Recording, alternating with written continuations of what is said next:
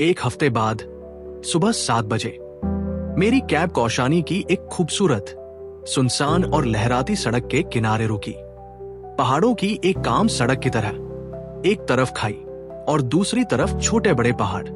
गर्म कपड़ों के एक ऐड के लिए मैं यहाँ था और मेरे साथ थी सबसे ज्यादा पसंद की जाने वाली को मॉडल यामिनी। गाड़ी से बाहर कदम रखते ही मेरे बदन को एक ठंडी हवा की लहर ने हल्का सा कंपा दिया। बाहर का तापमान गाड़ी के तापमान से काफी अलग था। कई लोगों ने खुद पर जैकेट डाली, लेकिन मैंने नहीं। एक लंबे समय बाद मुझे पहाड़ की खुली हवा और ये ठंडक मिली थी। मैंने अभी नजर चारों ओर दौड़ाई भी नहीं थी कि एक और गाड़ी मुझसे कुछ दूर रुकी। ये यामिनी थी और बाकी का क्रू था। गाड़ी से उतरकर उसने बस खाना पूर्ति के लिए मुस्कुरा दिया और आगे बढ़ गई। पिछले कुछ दिनों से यामिनी का बर्ताव एकदम बदल गया था। वो कुछ कटने लगी थी मुझसे। हर बार मुझे ही जाकर बात शुरू करनी होती थी। ये रिश्ता भले ही संजय और यामिनी की कोशिशों का नतीजा था, लेकिन अब इसे निभाने की जिम्मेदारी सिर्फ मेरी ही रह गई थी। यामिनी तो अपनी तरफ से एक फासला बना रही थी, एक फासला जिसे तय करने में हमें 2 साल लग गए थे। अपने ओवरकोट की जेब में हाथ डाले वह एक लंबी मुस्कुराहट के साथ डायरेक्टर के साथ व्यस्त थी। चारों तरफ नजर घुमाते हुए बस एक बार उसने लापरवाह सी नजर मुझ पर डाली और फिर उसका ध्यान डायरेक्टर की बातों पर हो गया। मैं उससे कई सवाल पूछना चाहता था, जो अब जरूरी हो गया था। डायरेक्टर अपनी जगह से हिला ही था कि मैं यामिनी के पास पहुंचा। तुम ये ऐसे अनजानों सा बर्ताव क्यों कर रही हो? एक गहरी सांस के साथ उसने मेरे सवाल को भी खुद में समा लिया, लेकिन मैं अब तक इंतजार कर ही रहा था। उसकी इस बेरुखी की वजह मैं आज ही जानना चाहता था। आखिर क्या गलती थी मेरी? ये सब कुछ अजीब नहीं है। जिंदगी में अजीब बातें भी होती हैं अंश, आदत डाल लो। आखिरकार जिन नजरों को उसने जबरन नजारों में उलझा रखा था, उसे मुझ तक लाना ही पड़ा। पहेलिया, मैं नाराज सा हो गया और अब मेरी आंखें उससे हटकर सामने थी। मैं तुम्हारी सफलता का एक जरिया बने रहने पर भी खुश हूं अंश। उसने एक कड़वी मुस्कुराहट के साथ कहा और चली गई। उसके इन लफ्जों में मुझे कुछ याद दिला दिया। संजय, आखिर उसने साबित कर दिया वह बस एक मतलब परस्त और मौका परस्त इंसान है, जो कोई भी चाल अपने फायदे के लिए चला सकता है। मेरे और यामिनी के बीच जो रिश्ता वह चाहता था, वो बन रहा था। तो अब हमारे बीच दीवार खींचने का क्या मतलब? उससे बात करने के लिए मैंने जेब से फोन निकाला ही था कि सर तैयार हो जाइए। एक लड़के ने आकर मुझे टोक दिया। मुझे मोबाइल एक तरफ रखना पड़ा।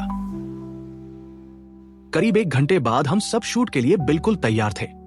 सबसे पहले यामिनी और मुझे एक साथ शूट किया गया, फिर थोड़ी देर में यामिनी को अकेले और आखिर में मुझे अकेले। उसके लिए मेरा थोड़ा और मेकओवर किया गया, जिसमें करीब आधा घंटा और खपना था। यामिनी का काम यहां खत्म हो चुका था। वह चाहती तो कैब से वापस लौट सकती थी, लेकिन उसने ऐसा नहीं किया। वह हमेशा की तरह मेरी परफॉर्मेंस देखने के लिए रुकी रही। बस यही एक बात थी जो कभी बदली नहीं। सुबह 11 बजे पहने हुए ओवरकोट की बाजू को ठीक करने के लिए हाथ झटकते हुए मैं अपनी जगह पर आ गया। मुझे सड़क के किनारे पहाड़ की सतह से टिककर थोड़े बहुत पोज देने थे। डायरेक्टर ने पोज के अनुसार मेरे दोनों हाथ फैलाकर पहाड़ की सतह पर रखवा दिए। मेरी नजरें बार बार सड़क पार यामिनी पर जा टिकती, जो ठीक मेरे सामने अपनी बोरियत दूर करने के लिए टहलते हुए सिगरेट पी रही थी। मैं जानता था कि रोलिंग शुरू होने से पहले तो मेरी तरफ देखने से रही। शूट शुरू हुआ। यामिनी को छोड़कर सबका ध्यान सिर्फ मेरे चेहरे और भाव पर था। हम शूट के बीच में थे कि ना जाने यामिनी की कतराई सी आंखों ने क्या देख लिया। अंश, वो जोर से चीख पड़ी। बस पलक झपकते ही सब कुछ हो गया। वो तेजी से भागती हुई मेरी तरफ आई और अपना हाथ मेरे बाएं हाथ पर रख दिया और हल्की एक आह के साथ उसकी आंखें बोझल सी होने लगी। ये सब कुछ इतनी जल्दी में हुआ था कि कुछ देर तक ना मुझे और न किसी और को कुछ समझ आया। वो इतनी घबराई थी कि कुछ और ना बोल सकी। What the hell is this, Yamini? Director ने अपने चश्मा निकालकर फेंक दिया। सारा वक्त, सारी मेहनत मिट्टी में मिल गई। उसका पारा चढ़ना तो लाजमी था। वो यामिनी पर बेलगाम चिल्ला रहा था, लेकिन यामिनी को जैसे उसकी कोई परवाह नहीं थी। उसकी डरी सहमी सी आंखें बस मेरे चेहरे पर ही थी। जल्द ही उसकी पलकें बंद होने लगी। वो डगमगा गई। यामिनी, मैंने उसे संभाल लिया। सब लोग हमारे आसपास जमा हो गए। क्या हो गया इसे? डायरेक्टर ने पूछा। वह अंश को काट लेता। पहाड़ की तरफ इशारा कर वह लगभग बड़बड़ा रही थी। उसकी कांपती आवाज धीमी पड़ गई। निडाल सी हो रही उसकी काया ने अपना सारा वजन मेरी बाहों पर ही छोड़ दिया। जल्दी कुर्सी लाओ। उसे संभालकर कुर्सी पर लेटाने के बाद हम सबने अपने चारों ओर नजर दौड़ाई, लेकिन बस धीरे से सरक कर जाते हुए सांप की पूंछ ही हम लोग देख पाए। मैं यामिनी के पास लौटा और उसके हाथ को देखा। उसने अपना हाथ मेरे हाथ के ऊपर रख दिया था, जिससे सांप के दांत उसके हाथ पर गड़ गए थे। ये क्या पागलपन है। एम्बुलेंस को आने में काफी वक्त लगता, इसलिए हमने उसे गाड़ी में ले जाना ही ठीक समझा। हम जितनी जल्दी उसे अस्पताल पहुंचा सकते थे, पहुंचा दिया। अस्पताल में उसे भर्ती करने के बाद टीम के 2-4 लोग डॉक्टर की रिपोर्ट का इंतजार कर रहे थे। डॉक्टर ने मुझे और डायरेक्टर साहब को अंदर बुलाया और उसका हाथ दिखाते हुए कहा कि आप देख सकते हैं कि इनका हाथ नीला पड़ चुका है। सांप का एक दांत इनके हाथ की नस पर लग गया है, तो जब तक ये होश में ना आ जाएं, इन्हें खतरा है। डॉक्टर की बात सुनकर डायरेक्टर साहब घबरा गए। ये ठीक तो हो जाएगी। डायरेक्टर ने रुमाल से अपने माथे पर आ रहा पसीना साफ किया। अरे इतना मत घबराइए। देखिए, यहाँ कई तरह के सांप पाए जाते हैं, ज्यादातर जहरीले होते भी नहीं। हमें अभी जहर का कोई अंदाजा नहीं है। जो प्राइमरी लेवल पर हम कर सकते थे वह हम कर चुके, लेकिन खून की रिपोर्ट आने तक तो इंतजार करना ही पड़ेगा। उसके बाद ही हम आगे कुछ कर पाएंगे। लेकिन ये अब तक बेहोश क्यों है? हम पहले ही बता चुके हैं कि ज्यादातर केस में बेहोशी का कारण सिर्फ सांप का डर होता है, और फिर आप लोग हैं शहरी। डॉक्टर ने हमें इंतजार करने को कहा और बाहर चला गया। सारा दिन यामिनी बेहोश ही रही। मुझे और डायरेक्टर को छोड़कर बाकी सब लोग वहां से जा चुके थे। यामिनी के घर का कोई नंबर हमारे पास नहीं था और ना ही उसके मोबाइल का लॉक कोड हमें पता था, जिससे मैं किसी को खबर कर पाता। डायरेक्टर की हालत मुझसे भी ज्यादा खराब थी। उसे एक तरफ यामिनी की चिंता थी और दूसरी तरफ अपने बाकी शूट की। लोकेशन पर सारी टीम हमारा इंतजार कर रही थी। वो हर मिनट में या तो घड़ी देख रहा था या यामिनी का बेसुध चेहरा। घंटे भर में ही उसने ना जाने कितने चक्कर वार्ड के लगा लिए। उसे वक्त लगेगा अनुपम जी। हाँ, जानता हूँ। आपका फोन बज रहा है। अगर मैं उसे ना बताता तो वो कुछ और देर सुन नहीं पाता। क्लाइंट। काफी घबराहट के साथ उसने कॉल ली। कॉल पर वह सिर्फ जवाब दे रहा था। जितना मैं उनकी बातों से समझ सका, क्लाइंट को शूट में हुए हादसे की खबर मिल चुकी थी। वो अनुपम जी पर काफी नाराज था। अनुपम जी की बेचैनी और बढ़ गई। वो बड़बड़ाते हुए मेरे बगल में बैठ गया। जिस वक्त मैंने उनसे कहा कि मैं ये एड कौशानी में शूट करने वाला हूँ, तो कितने खुश थे वह लोग। और आज वो बेहद थका लग रहा था। जिस्मानी तौर पर नहीं, लेकिन हाँ, दिमागी तौर पर। आप वापस चले जाइए, मैं यहां रुकता हूं। लेकिन यामिनी। आप जरा भी चिंता मत करिए, मैं आपको यहां की खबर देता रहूंगा। मैंने उन्हें जाने के लिए मना लिया। अब सिर्फ मैं बाकी था यामिनी की तकलीफ देखने के लिए। खुद मैं बहुत विकल था। यामिनी एक पल के लिए मेरे दिमाग से जा नहीं रही थी। उसकी आंखों की वह दहशत, फिक्र, मुझे बचाने की उसकी वो कोशिश, सब कुछ दिमाग में घूमे ही जा रहा था। पिछले दिनों जो कुछ उसने किया मैं सब भूल गया। बस याद रहा कि किस तरह उसने अपना प्यार जाहिर किया मुझ पर। मैं उसके होश में आने का इंतजार और बेसब्री से करने लगा। अस्पताल का माहौल हमेशा ही मेरे लिए घुटन भरा था। मैं बाहर निकल पड़ा। पहाड़ों पर दिन जल्दी छुप जाता है। चारों तरफ मनहूसियत भरा अंधेरा बिखर गया। वहां का नकारात्मक सा खालीपन और सन्नाटा मेरी पिछली जिंदगी के एक बेहद मुश्किल एहसास को बार बार ताजा करता जा रहा था। अपने ख्यालों में गुम, हाथों को जेब में फंसाए मैंने उस अस्पताल के सुनसान आंगन में चहलकदमी करने लगा। बस किसी तरह ये वक्त कट जाता। करीब 7 बजे मुझे डॉक्टर ने बुलाया। यामिनी की ब्लड रिपोर्ट डॉक्टर के हाथ में थी। आप लोग जितना समझ रहे थे वह सांप उतना जहरीला नहीं था। स्नेक फोबिया ही पेशेंट की बेहोशी के लिए जिम्मेदार है। मेरी सांसें अब चलती महसूस हो रही थी। तो वो कब तक होश में आएगी डॉक्टर? किसी भी वक्त। इन्हें सही समय पर सही इलाज मिला है। इनकी ये बेहोशी बस एक गहरी नींद जैसी समझ लीजिए आप।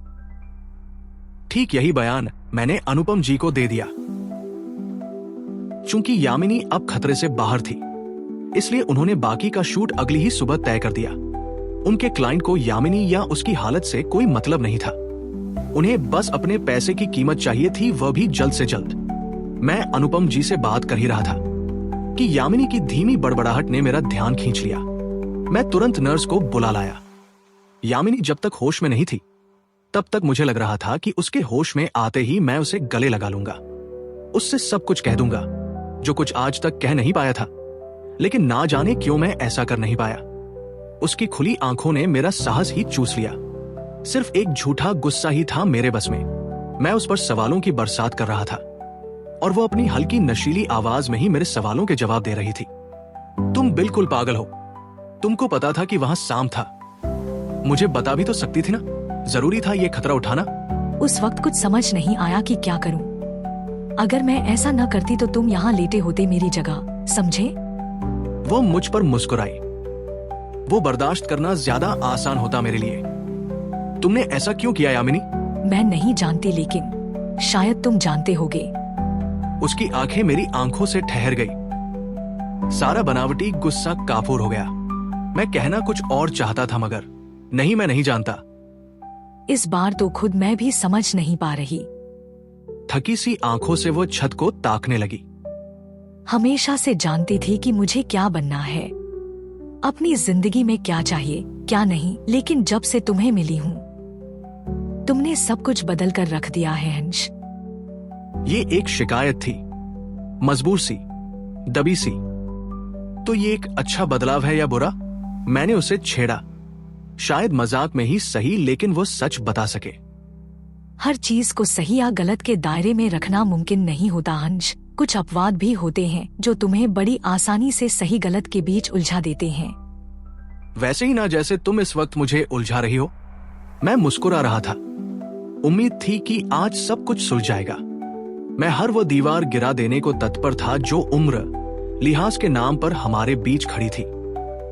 मैं उसे ताक रहा था कि कोई जवाब मुझे मिल जाए, लेकिन वह देने को तैयार ही नहीं थी। जैसे तुम जाओ अंश, आराम कर लो। वो फिर निराश कर रही थी मुझे। तो मुझे कभी पता नहीं चलेगा कि मैं तुम्हारे लिए क्या हूं। मुझे यकीन था कि वह इस कगार पर तो ये बहस खत्म नहीं करेगी। तुम क्या हो मेरे लिए? उसने मेरा सवाल दोहराया, मानो जवाब तो जानती हो, लेकिन किस तरह कहे ये ना मालूम हो। आज जिस एहसास से मैं गुजरी हूँ उसे ठीक से समझा तो नहीं सकती, लेकिन वह एक अलग सा डर था। मेरी आंखों पर अंधेरा छा रहा था, मेरे हाथ पैर छूट से रहे थे, लगा जैसे मर रही हूँ मैं। लेकिन मुझे ये डर नहीं था कि मैं मर जाऊंगी। उसकी विकल सी नजरें एक बार फिर मुझ पर थी। तुम्हें पता है मैं किस बात से डर रही थी? मुझे डर था कि मैं तुमको दोबारा फिर कभी देख नहीं पाऊंगी। जैसे कुछ कहना है तुमसे, कुछ बेहद जरूरी, जो कहे बिना मैं मरना नहीं चाहती। लगा कि तुम्हारे साथ जीना है मुझे। कुछ वक्त बिताना चाहती हूँ तुम्हारे साथ, उससे पहले नहीं मरना चाहती। उसकी बेचैनी हर लफ्ज के साथ बढ़ रही थी। मैं मर सकती हूँ तुम्हारे लिए अंश। उसके लहजे में सिर्फ बेचैनी या प्यार नहीं था, बल्कि चुनौती थी। हर शब्द उसके दिल से निकल रहा था। वो सिर्फ बोल नहीं रही थी, बल्कि मुझे यकीन भी दिलाना चाहती थी। मैं तो ये कब से महसूस कर रहा था। और तब भी तुम कहती हो कि तुम कंफ्यूज हो। तुम्हें मेरे लिए मरने की जरूरत नहीं है यामिनी। हम साथ जी भी तो सकते हैं। नहीं, मैं तुम्हारे साथ जी नहीं सकती। तुम्हारे साथ कोई रिश्ता नहीं बना सकती। लेकिन क्यों? बस नहीं। वो नजरें चुरा रही थी, कुछ छुपा रही थी मुझसे। क्या हमारी उम्र बीच में आ रही है? नहीं। उसने आंखें भर ली। उसने अपना चेहरा घुमा लिया।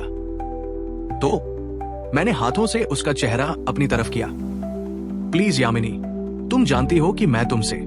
मैं अटक रहा था। होठों पर जीभ फेरते हुए मैंने फिर से लफ्ज जमा किए। I love you Yamini. कहते ही कोई अटकी हुई सी सांस छूटी मेरी। मेरी शादी हो चुकी है अंश। खाली, बिल्कुल खाली थे उसके लफ्ज एहसासों से। क्या? मेरी आवाज शायद होठों से बाहर भी नहीं आई होगी। क्या कहा उसने? क्या मैंने कुछ गलत सुन लिया है? कुछ पलों के लिए सब कुछ सुन्न हो गया। तुम मेरे साथ मजाक कर रही हो? मैं इतना हैरान था कि हंस पड़ा, और उस पर ना तो मेरी हैरानी का कोई असर था ना हंसी का।